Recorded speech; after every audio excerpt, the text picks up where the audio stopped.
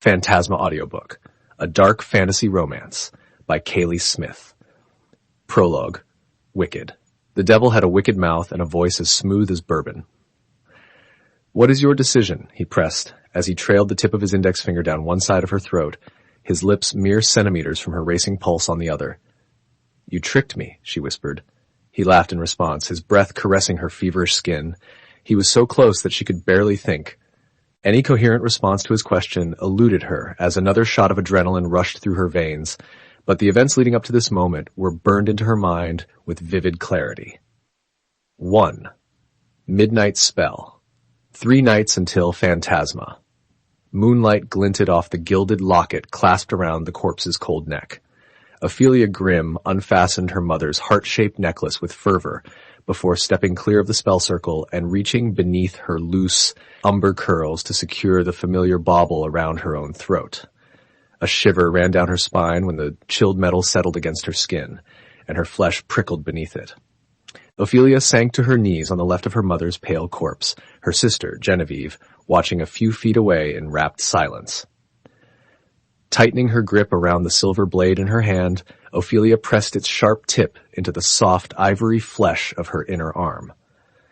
The slice was deep but precise, drawing enough blood that it dripped and pooled onto the ground before her and dyed the delicate white material of her nightgown a macabre shade of vermilion. The scent of iron and salt was pungent. Ophelia let the blade clatter to the floor, and Genevieve flinched like a spooked hare.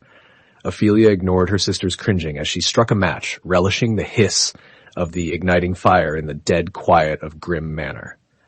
She reached toward the nearest candle and waited for its wick to flare to life, tapping the side of the waxy pillar while she counted each touch silently in her head.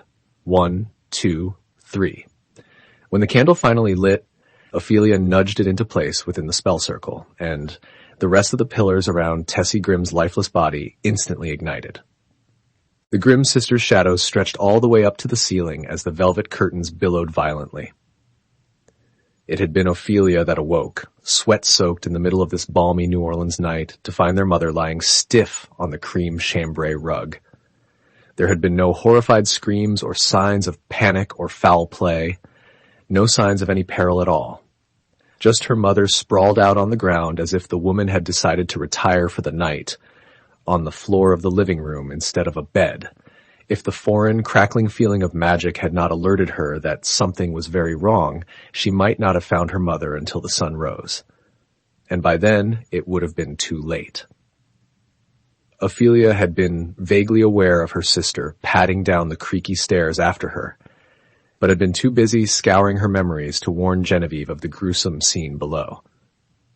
Ophelia flipped through her recollection for confirmation that she had knocked on her headboard enough times and tapped her knuckles in the correct pattern on her wall before she went to sleep. But she knew she had.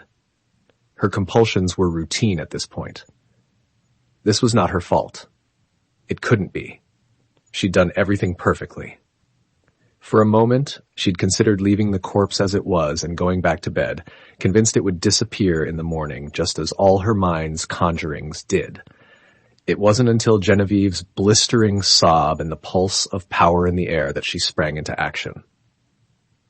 She'd snapped at Genevieve to find a box of matches and had dashed through Grimm Manor to their mother's study, ransacking the room for the 7 black candles she needed to perform the spell before the window of opportunity closed forever.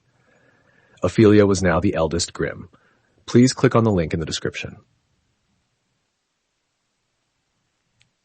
Dear book lover, wonderful person, to listen to the entire book, please click on the link in the description. Please click on the link in the description. Dear book lover, wonderful person, to listen to the entire book, please click on the link in the description.